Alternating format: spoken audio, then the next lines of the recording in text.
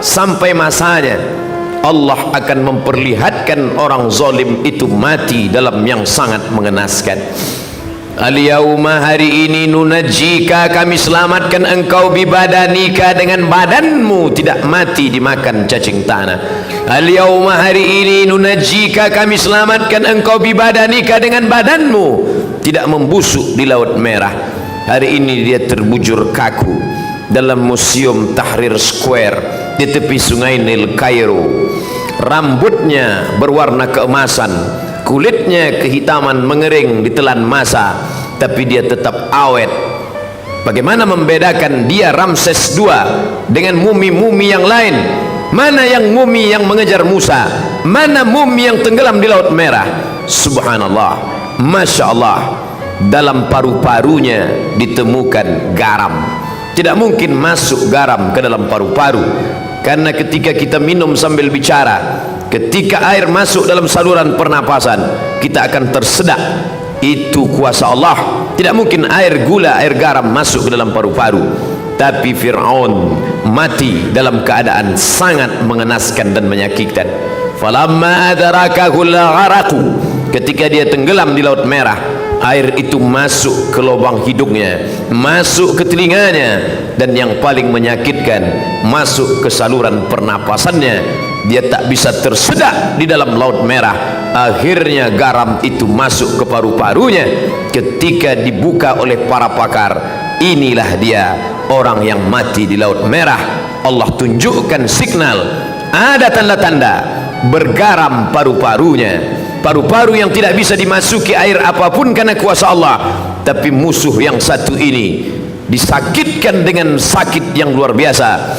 Mati itu adalah sakit, sampai-sampai dikatakan seperti tebasan pedang di tempat yang sama beratus kali, sampai-sampai dikatakan seperti kambing yang dikuliti hidup-hidup.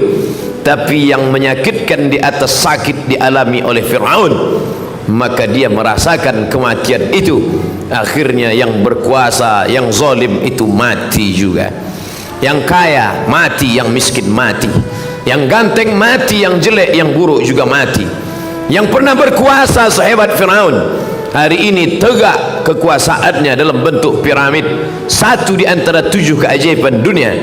Sampai saat ini tak terpecahkan bagaimana menyusun batu-batu besar yang beratnya mencapai 2 ton, tapi bisa dibangun dengan simetris. Ada 3 lubang makam di dalam.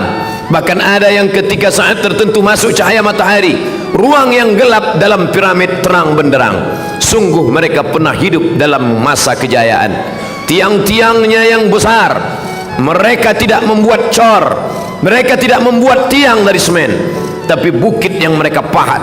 Wa tanhituna minal jibali buyuta, ada di antara mereka yang sanggup memahat bukit menjadi rumah. Prancis tertarik melihat tiang yang besar itu. Mereka bawa kapal membawa tiang besar dari Mesir menuju Paris, Prancis. Sampai hari ini mereka tegakkan di tengah kota Paris. Apa maknanya? Generasi belakangan tertarik dengan peninggalan-peninggalan Fir'aun, tapi itu semua hanya sebagai saksi sejarah bahwa orang yang zalim berkuasa itu pada akhirnya mati. Ibrahim meninggal, Namrus mati. Musa meninggal dunia, Fir'aun mati. Isa diangkat oleh Allah ke tempat kemuliaan. Herodes, pendeta-pendeta Yahudi yang bersekongkol dengan tentara Romawi, mati. Muhammad sallallahu alaihi wasallam meninggal dalam husnul khatimah. Fir'aun, Abu Jahal, Abu Lahab, semuanya juga mati.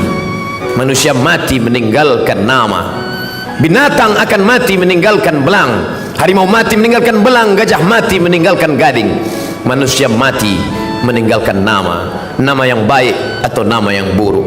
Goreskanlah dengan tinta emas, bukan karena ingin dikenang sepanjang masa, tapi hanya ingin agar ketika nama-nama orang baik masuk ke dalam surga yang dijanjikan Allah, wasiqal ladzina taqau ilal jannati zumara, ketika orang-orang bertakwa itu digiring masuk ke dalam surga, Allah sampaikan salam untuk mereka.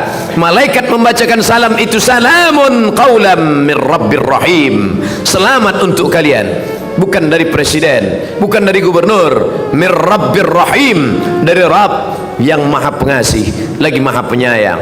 Saat itu mereka diundang dengan undangan kebaikan, dengan undangan kelembutan. Ya ayyatuhan nafsul mutmainnah, wahai jiwa yang tenang, irji'i, kembalilah.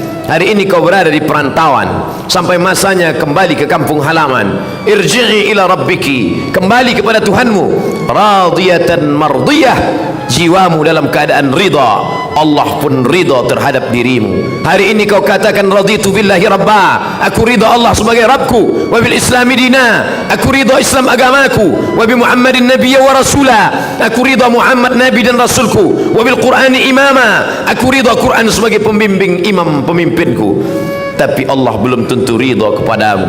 Tapi bila kau istiqamah memilih jalan Musa, jalan Isa, jalan Muhammad sallallahu alaihi wasallam, kau akan dipanggil dalam keadaan radiyatan mardiyah. Fadkhuli fi ibadi, masuklah dalam golongan hamba-hambaku. Fadkhuli jannati, masuklah ke dalam surgaku. Hari itu kau tak merasakan kesakitan. A'adtu li ibadiyas salihin, aku sediakan, aku siapkan kepada hamba-hambaku yang saleh. Mala a'yunun ra'at, tak pernah dilihat mata, wala udhunun sami'at, tak pernah didengar telinga, wala khatara ala qalbi bashar, tak pernah terlintas di hati manusia. Berapapun usia yang dititipkan Allah, selama hayat di kandung badan, selama ruh masih berada dalam jasad, selama jantung masih berdetak, selama darah masih mengalir, selama masih dipompakan nafas oleh paru-paru, beramal soleh menjadi tujuan.